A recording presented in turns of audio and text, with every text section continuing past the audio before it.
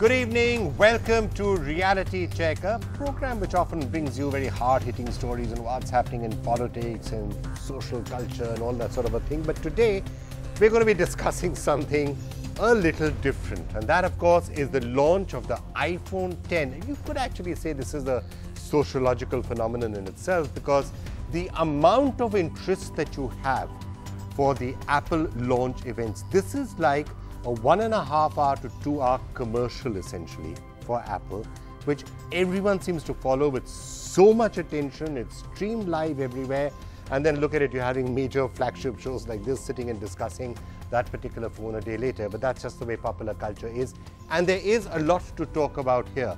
Certainly one of the most expensive phones ever. The iPhone 10 is going to be available in India at more than ₹1,00,000. Well, for the 256 GB version, which many people are saying is these days with the sort of file sizes maybe the only version. So really expensive, major announcements, major developments, major changes, but that is something we're going to be getting our experts to take you through.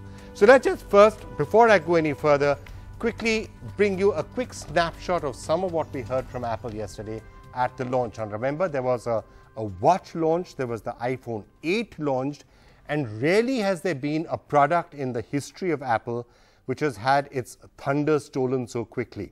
So you have iPhone 6, iPhone 7, iPhone 8 launched, and then 30 seconds later, iPhone 10 comes. So iPhone 8 would not be blamed for feeling a little left out. This is what the iPhone 10 though has. It's a special phone brought out to mark the 10th anniversary of the phone.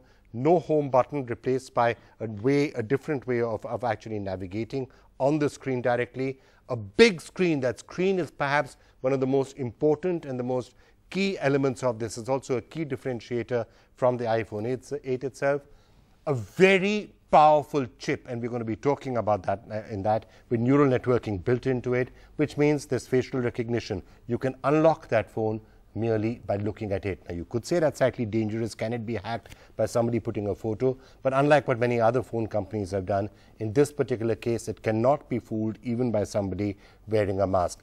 We haven't put it through the Arya Stark test just yet, but let's see, who knows? Arya Stark may be trying that off on some episode of Game of Thrones.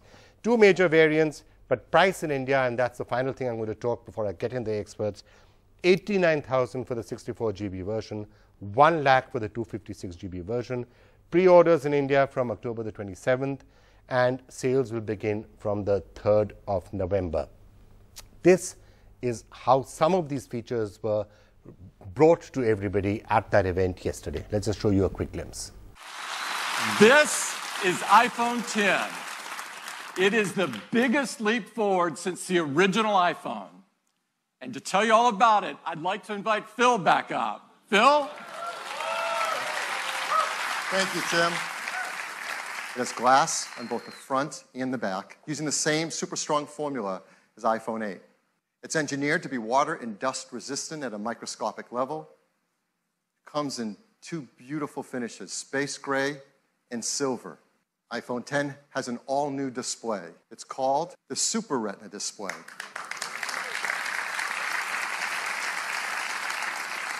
The level of quality and responsiveness and efficiency is really quite a breakthrough in mobile displays.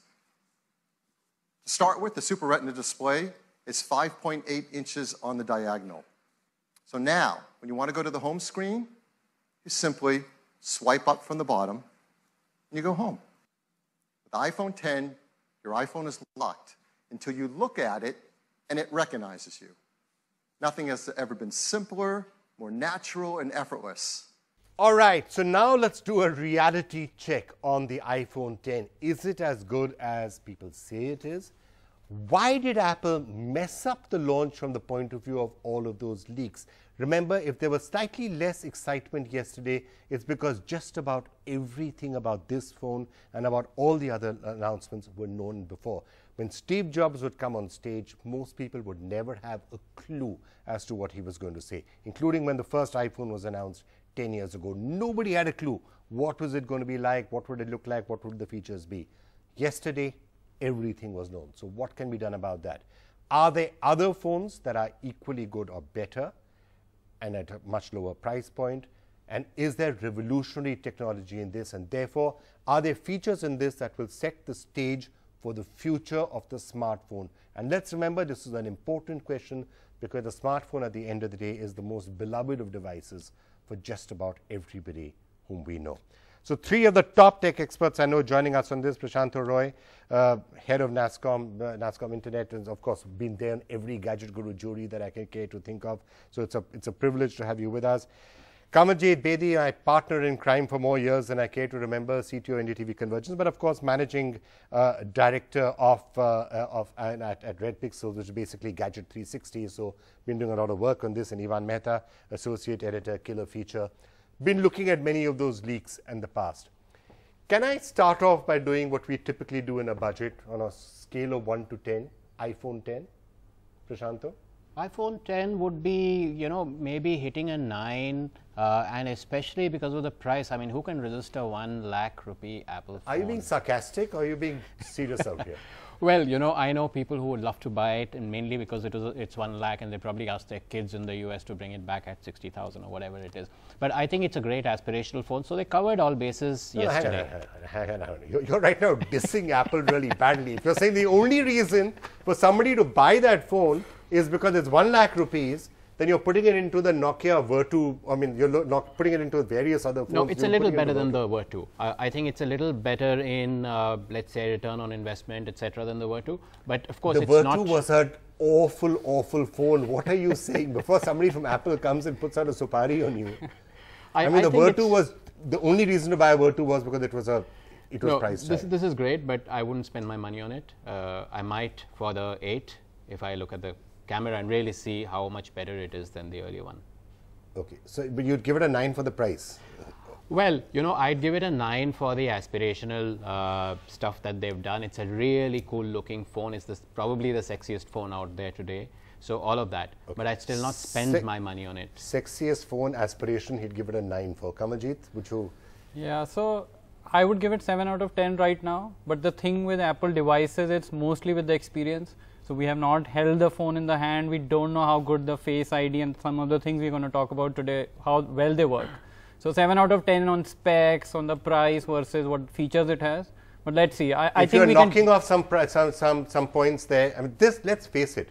The iPhone 10 has arguably been one of the most awaited gadgets for a while. It's been rumored for a certain time. Every year, yeah. It always happens. This one has been one of the most awaited gadgets. And you'd still only give it a 7 on 10. Is that because you think it's priced too high or because you think the features aren't good enough? Well, you know, smartphone in its evolution is such that I don't know what manufacturers can add now. You know, the camera gets a little better every year, the CPU is faster, everything is a little better now. There is no revolutionary thing coming. And you could add revolutionary stuff to it. You could say 3-day batteries. You could, I mean, I'm saying that if you want to do revolutionary stuff, they are revolutionary. Well, you have Nokia phones with 3-day battery. So if you look at smartphones, the way it has to go is incremental. So the battery is 16 hours, it can become 18 to 24. So, you know, everything is a one step up. So if you already have an iPhone, are you ready to pay 1 lakh for slightly better camera, maybe a faster way or a different way to open? There are some things about it which are not just slightly better. That screen, for example, is significantly better, and it's a different experience, which actually brings me to the question. Sorry, just to those points, I would just say OLED has been around. You have seen it on other phones. So that's why it's nothing revolutionary. But when you hold it, maybe it will look so much better than the other phones that it may be bionic different. Actually, more than holding it, it's like, I'm going to come to the bionic chip because there are certain aspects of that which may have the future. So don't diss that entirely, PK, because it's possible that some of what you're seeing, the capabilities of that chip, not fully there right now. It's only facial recognition, but some of the capabilities of that in augmented reality, artificial intelligence, all the data could come in. Your rating out of 10? 8, surely. It's a peek into the future by Apple. Apple has certainly known for not changing the habit how smartphones have been used. Now, since a couple of years, Apple doesn't be in the race of being the first, but it is in the race of being the best. The Face ID they have introduced, there are a lot of phones which does that, but Apple wants to be the best at that. The dual cameras, it wants to be the best at that. OLED, surely Samsung is the provider and one of the best manufacturers out there for OLED displays, but Apple wants to have it on its true So tone you're display. saying there could be others who've done it before, but they are saying they're going to be the best. Now, Yeah. okay, valid point. And let's face it, a lot of the facial recognition. So let's just look at some of the highlight features of this. Many people may have missed it when it was announced last night. It was late at night. So let's just take you some of the key features and get the experts to weigh in on each of them and which way these things change the world. So let's start off with facial recognition. Now, he's right. Other phones have had that also in the past. But I don't think it has necessarily worked because a lot of the facial ID features that you had in other phones have been more of a gimmick. You've been able to spoof it by people putting photographs in front of it, certainly by putting other videos in it. In this case, it's at a totally different level. It's a really, really powerful, as Kamaljeet was saying, a very powerful processor doing some really, really intense computation before it is saying it is you. Okay, it may not have worked completely fine in its very first demonstration, which was rather embarrassing, but is it a powerful enough feature? I expect it to work. If Apple has put it in, I think that's great. I mean, if you look at wireless charging too, for example, I mean, it's great that Apple has it, and finally, you know, what I've been using for 3 years, I can expect that in an Apple product, you know. So all of the stuff, I mean, Apple doesn't, I don't know which is the last feature they brought in first as a technology feature. Except for the smartphone. Animojis. Animojis. Animojis Who has is got great. an animated, well, I'm trying to find a polite way of saying, you know, poop, but you know what it is. Absolutely. I mean, I think that's brilliant, and the Note 8 does not do animojis. Doesn't do animojis. Okay, facial recognition. Right. Is that a game changer? And is it significantly better than Thumb ID? Well, Touch ID? they claim that. They say you can fool the Touch ID 1 out of 50,000 times. This one is 1 in a million. So definitely more secure than what Touch ID was, and Touch ID was state of the art, the best security, biometric security you could get, although nothing can beat passwords today still, because 1 out of 50,000 is also still not good. 1 out of a million is not bad though. Yeah. 1 out of a million means... Yeah, but it needs a lot of training. Like they said, if you have it... You may say passwords is the best, but given the fact, you want to take a guess as to how many people will have their password as their birth date? No. How many people will have the password as 9999 or 0000? Of course, given that that's the way people's behavior is, yeah, facial recognition is probably safer. Yeah. By that matter, Touch ID is probably better. Yeah. Yeah, but you know, security is not something that is that's a deal maker, game changer, or deal breaker for most people. It's convenience. But Okay? then You Apple might have an has been extreme level of traditionally known security. to be on the side of security, as we have seen last year as well. Tim Cook was very in favor of privacy of the customers. Additionally, if we see on the Face ID, they said that they map 30,000 dots of your face, they make a map out of it, and they store it as a mathematical computational model into the neural engine, and then they recognize your face. Another thing they have brought in, they have claimed that no matter how your facial hair change, or if there are physical aspects of your face You put changes, on weight, it will still be able to tell it's you, which is interesting, and So that's where the... So when Galaxy S8 and S8 Plus and Note 8 has that, when in certain conditions when you hold the phone, it says that you're wearing something or your face is not recognizable. Apple says that doesn't matter what is the condition. So we have to wait and see how it plays it out in everything, but it is possible that this is a game-changing situation. And I'm again coming back to what I started by saying, that they said this is showing the future of the smartphone for the next 4 or 5 years. And I want to keep coming back to that because he said 10 years. So we therefore want to look at this to some extent in saying, what is there in it that is going to really start seeing where the future is lying?